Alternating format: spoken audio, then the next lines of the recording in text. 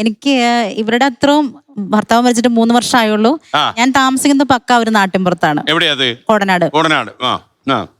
ഇത്രയും എക്സ്പീരിയൻസ് ഇല്ല. ആളുകൾ എന്നോട് അങ്ങനെ വലിയ കുഴപ്പമായിട്ട് പെരുമാറുന്നില്ല. ചിലപ്പോൾ ഈ കാലഘട്ടത്തിന്റെ വ്യത്യാസമായിരിക്കാം. പിന്നെ ഹസ്ബൻഡ് സൂയിസൈഡ് ചെയ്തപ്പോൾ ഭയങ്കരമായിട്ട് മദ്യം കഴിക്കുന്ന ഒരാളായിരുന്നു. അല്ല, ലവ് മാരേജ് ആയിരുന്നു.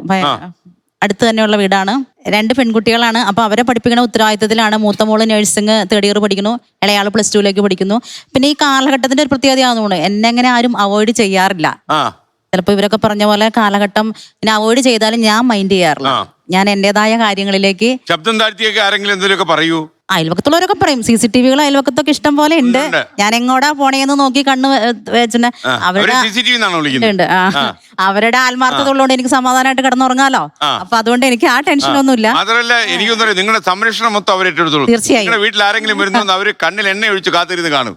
അതാണ് രാത്രി ശബ്ദം കേട്ടല്ലേ, പൂച്ചയാടിയാലും അവിടെ എന്തോ ശബ്ദം കേൾക്കുന്നുണ്ട്. അതുകൊണ്ട് എനിക്ക് സമാധാനമായിട്ട് മക്കളെ വെച്ചുകൊണ്ട് കിടന്നുറങ്ങാം. പിന്നെ ഈ പറഞ്ഞ കേട്ടോ, അവരോട് ഉണർന്നിരിക്കുകയാണ്. അതൊന്നും ബാധിക്കാറില്ല സാറേ.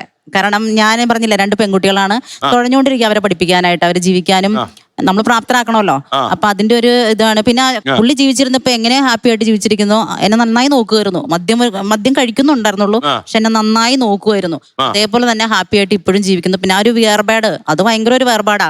അത് മറക്കാനുള്ള സമയം. അങ്ങനെ ഒരു സൂയിസൈഡിലേക്ക് അദ്ദേഹം പോകാൻ കാര്യം അത് മദ്യം നിർത്താനായിട്ട് പോയിട്ട് പിന്നെ വന്ന് കഴിച്ചു. അതായിരിക്കാം ചിലപ്പോ ഒരു വർഷം കാരണം എന്ന് ഞാൻ വിചാരിക്കുന്നു. ഒരു 8 വർഷത്തോളം പ്രേരണ ഉണ്ടായിരുന്നു മദ്യം നിർത്താൻ.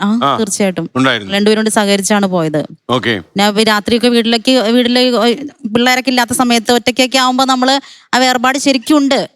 ആ ഒരു ശബ്ദവും അലയലിയുടെ ഒക്കെ നമ്മുടെ ചെവികളിൽ എപ്പോഴും ഉണ്ട്. പക്ഷെ നമ്മള്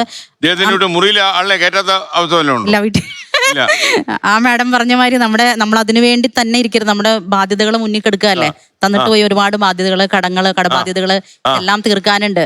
അപ്പൊ അതുകൊണ്ട് സമൂഹം എന്ത് പറയുന്നുള്ളത് എന്റെ വിഷയമല്ല. ഞാൻ നന്നായി ജീവിക്കുക എന്നുള്ള